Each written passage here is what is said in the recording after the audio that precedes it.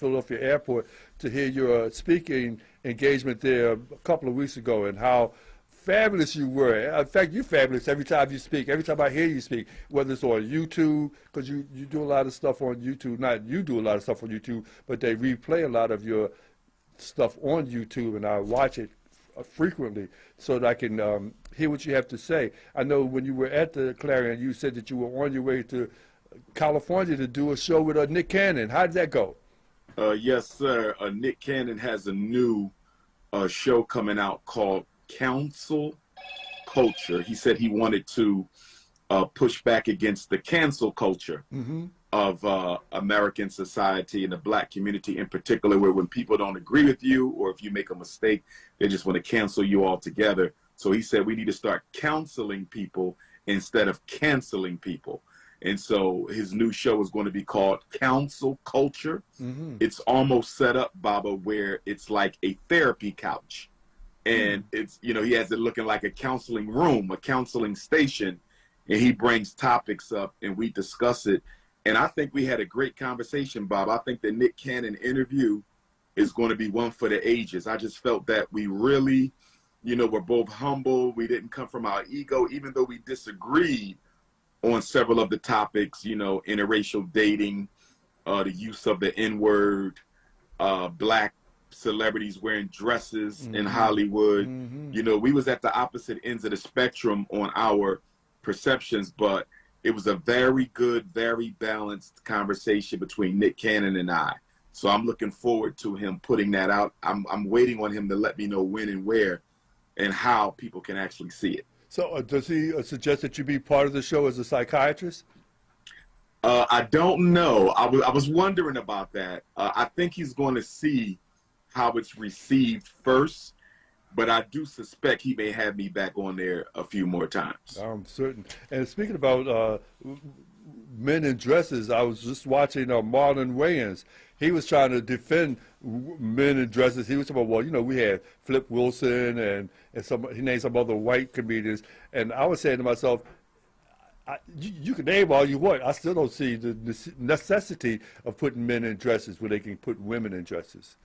Especially at this time, because first of all, I don't think it was ever appropriate because, as you know, from an African cultural perspective, you know, God is very particular, you know, with regard to what spirit he puts in a female body versus what spirit he puts into a male body. So in our culture, coming from a perspective of complementarity and the balance of polarity, you know, it's a serious spiritual infraction against the divine for a man to misrepresent himself as a woman and vice versa. So it was never okay, but it's even more critical right now, Baba, because as you know, there's a whole transgender agenda against our children. So when black boys see a masculine black man who they've been looking up to most of their life suddenly dress up like a woman and come on television within the context of them already being, you know, bombarded with all this transgender propaganda in school and society, I think it can end up opening up some curiosity that can lead to a lot of our sons getting trapped into that lifestyle. Yeah, it makes them think that it's okay. They're trying to make it Absolutely. so, they're trying to normalize it. And they paint it on really heavy now today, more than ever before. In fact, they not only doing it here in America, they're going to African countries, trying to normalize it there as well. Now, in your travels to Africa, have you run into that people? I do know that Ghana and Nigeria, I do believe that they have had LGBTQ pride parades. I do know there is a movement in South Africa that's growing, pushing the LGBTQ. But as you and I know, this is nothing but population control in disguise. But unfortunately, too many of our young people don't understand that this is nothing more than genocide under another name. And I don't know what it's going to take for black people to wake up and smell the coffee. I mean, when your child undergoes sexual reassignment surgery, Baba, they remove the testicles and the ovaries. They remove them. And if you ever decide that you want to revert back to your natural God-given gender, you won't be able to reproduce yourself. Wow. I can't believe we are literally letting children sterilize themselves in the name of gender fluidity. It's ridiculous. Wow. And you mentioned a moment ago about spirituality, and I heard one of your uh, speaking engagements where you said that Caucasians have no souls. Could you tell us about Yes, that? indeed. Or I doubt whether they do, because I don't see how they could possibly engage in the behavior that they have for the past 500 years and have a soul. Mm-hmm. Because if you have a soul, you have a natural, internal, ethical standard and judge. Your soul, you will feel guilty and shameful Mm-hmm. for doing bad things to people. And when you're able to override, your soul, then that you're talking about a psychopathic personality, somebody who can kill without remorse. You have overridden your soul. But in the case of Caucasians, they've been doing what they've been doing so uniformly, so collectively, so for so long. You got to question whether they have a soul. If they do, it has to be a very underdeveloped soul, because I don't see how anybody's soul could let them do the things that the Caucasian race has been capable of this past 500 years. Well, I believe that they may not even believe themselves in a heaven or a hell. They just try to push that through a religion, but don't necessarily believe it themselves. And so they figure, well, why should I be concerned about morality or sin when there is no heaven or no hell? Absolutely. Absolutely, Baba. One of the reasons I was late, Baba, to the call is I was going through an emergency divination with my Babalawo Mm-hmm. regarding the upcoming Brenda Deppa sentencing protest that we have scheduled in Bunel, Florida. Mm-hmm. Remember last time I was on, we talked about Brendan Deppa, the 17-year-old who attacked his right. teacher's aide. That's right. And has been charged as an adult and has been sitting in prison since February 21st. And his sentencing week will be on January 31st, this coming Wednesday. And we're planning a rally, Baba. And Brendan's attorney, the attorney that his white adoptive parents have selected, he had petitioned the judge to delay the sentencing because he wants to have some experts testify or try to mitigate whatever sentence the judge is going to try to, hand down. Mm-hmm. And I believe he argued that the experts didn't have enough time to review the case, so he wants the judge to delay it. But the judge has not responded yet.